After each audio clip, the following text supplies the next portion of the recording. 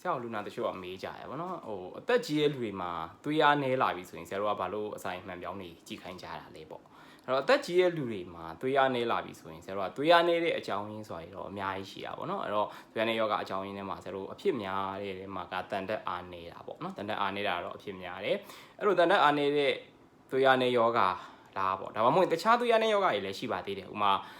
တခြားသွေးဆဲတွေပြိုကွဲလွယ်တဲ့သွေးရတဲ့ယောဂတွေရှိတယ်။ဒါမှမဟုတ်ရင်နာတာရှည်ယောဂတစ်ခုနဲ့ဆက်ဆက်တယ်ပေါ့။ဥပမာကြောက်ကက်ယောဂလိုမျိုးနဲ့ဆက်ဆက်ပြီးဖြစ်တဲ့သွေးရတဲ့ယောဂတွေရှိတယ်ပေါ့။နောက်တစ်ခုကကျတော့ဆရာတို့ကလည်းဆိုတော့ယိုရင်းချင်စီပိုင်းဆိုင်ရာအားနေလို့ဖြစ်တဲ့သွေးရတဲ့ယောဂတွေပေါ့နော်။ဥပမာအသက်ကြီးလူတွေမှာဆိုရင်ယိုရင်းချင်စီခန်းနာတို့နော်။နောက်တစ်ခုကကျတော့ဒီသွေးကင်ဆာလိုမျိုးတွေသွေးကြိတ်ကင်ဆာလိုမျိုးတွေစသဖြင့်ပေါ့နော်။ဒါမျိုးတွေကြောင့်ဖြစ်တဲ့သွေးရတဲ့ယောဂစသဖြင့်ပေါ့နော်။အများကြီးရှိပါတယ်။ဒါပေမဲ့အဲ့ဒီမှာဆရာတို့နည်းနည်းလေးဟိုတွေ့တာများတဲ့တဲမှာတော့တန်တက်အားနေလို့ဖြစ်တဲ့သွေးရတဲ့ယောဂလေးကတော့ဆရာတို့နိုင်ငံမှာလည်းတော်တော်လေးအဖြစ်များတယ်ပေါ့အဲ့တော့တန်တက်အားနေလို့ဖြစ်တဲ့သွေးရတဲ့ယောဂဟုတ်မဟုတ်ကိုတော့ဆရာတို့ကသွေးရနေတဲ့လူနာတယောက်တွေ့ပြီဆိုရင်တော့အဲ့ဒါကိုတော့အရင်ဆုံးစပြီးတော့ဟုတ်မဟုတ်ကိုဆရာတို့ကြည့်ရပါတယ်တကယ်တော့ဟုတ်ပြီတန်တက်အားနေလို့သွေးရတဲ့ယောဂဖြစ်သွားပြီဆိုရင်ဆရာတို့ကဘာပြန်စဉ်းစားပြန်အောင်လဲဆိုတော့ဒီလူကြီးလူနာတယောက်အနေနဲ့ပေါ့နော်တန်တက်အားနေစရာအကြောင်းရင်းကိုဆရာတို့ပြန်စဉ်းစားအဲ့တော့ဟိုလူနာတွေကတော့ထင်ကြတယ်ဆရာကျွန်တော်တို့တန်တက်စားတာချို့တဲ့လို့ပေါ့နော်သွေးရနေတာလားမသိဘူးပေါ့ဒါပေမဲ့ဆရာတို့ကဟုတ်ရင်လည်းဟုတ်လိမ့်မယ်ပေါ့အဲဥစားကတော့နော်ဒါပေမဲ့ဒီလူကြီးလူနာတွေမှာဆရာတို့ကဒီတန်တက်အားနေရခြင်းရဲ့အဓိကအကြောင်းရင်းထဲမှာဆရာတို့ကဘာလို့စဉ်းစားရလဲဆိုတော့တနေရာအနေအလို့သွေးတွေဆုံးရှုံးလို့ပေါ့နော်သုံးလို့ဆိုသွေးထွက်တဲ့နေရာတနေရာရှိလို့သွေးထွက်တဲ့နေရာတနေရာရှိလို့အဲ့နေရာကနေအဲ့သွေးထဲမှာတန်တက်တွေပါသွားတယ်ပြင်တန်တက်အားနေတဲ့သွေးရတဲ့ယောဂလေး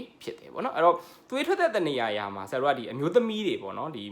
ဟိုသွေးမဆုံးခင်အမျိုးသမီးမှာဆိုရင်တော့လေဒါယာတီလာတာများလို့သွေးရနေတာတော့ဖြစ်နိုင်တယ်ပေါ့နော်ဒါပေမဲ့သွေးဆုံးမိသားအမျိုးသမီးတွေရယ်နောက်တစ်ခါကျတော့အမျိုးသားတွေပေါ့အမျိုးသားတွေမှာဆိုရင်တော့ဘယ်အသက်အရွယ်မဆိုပေါ့နော်လူကြီးဆိုရင်ပေါ့လေအဲ့တော့ဟိုသွေးထွက်တဲ့အကြောင်းရင်းကိုဆရာတို့ကစဉ်းစားရတဲ့အခါမှာအဓိကဆရာတို့ကဟိုတိတိတတာသွေးထွက်တဲ့အကြောင်းရင်းကိုရှာမတွေ့ဘူးဆိုရင်ပေါ့နော်ဥမာ तू ကတိတိတတာကြီးပေါ့အရွယ်အောင်မှာသွေးထွက်နေတယ်နှာခေါင်းသွေးတွေရှမ်းနေတယ်ဒါမျိုးဆိုရင်တော့တစ်မျိုးပေါ့နော်အဲ့လိုမဟုတ်ဘူးတိတိတတာအကြောင်းရင်းကိုရှာလို့မရဘူးဆိုရင်ဆရာတို့ကဘာလို့ဆိုတော့အစာယူလမ်းကြောင်းအမြဲစဉ်းစားတယ်ဟုတ်တော့အစာယူလမ်းကြောင်းကြီးဆရာအမြဲပြောနေတယ်လို့ပေါ့ तू ကပိုက်ကြီးနဲ့တူတယ်နော်ခွေနေတဲ့ပိုက်ရှည်ကြီးနဲ့တူတယ်အဲ့တော့အစာယူလမ်းကြောင်းတနေရာမှာသွေးကမတိမတာထွက်နေတခါကျရင်ဆရာဝမ်းထဲမှာတို့အပေါ်ပြန်အန်နေတယ်မှာတို့သွေးကပါခြင်းမပါလာ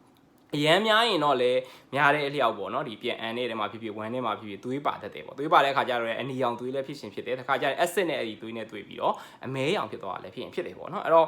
ဟိုအဲ့လိုမျိုးသိတာရင်တော့လေသိတာမှာပေါ့နော်ဒါပေမဲ့မသိတာပဲနဲ့နည်းနည်းထွက်နေတဲ့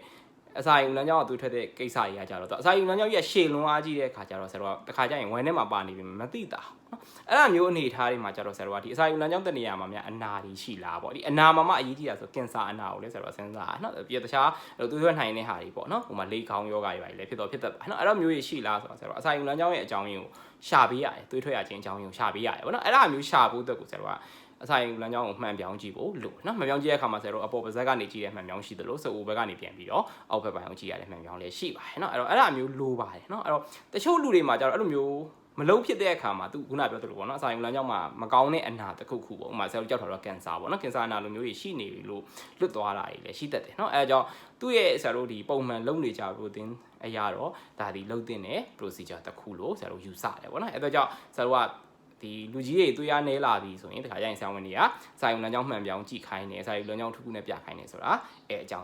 းဖြစ်တယ်ဆိုတော့ဆရာပြောပြပေးတာဖြစ်ပါတယ်နော်အားလုံးကျေးဇူးတင်ပါတယ်ဗျ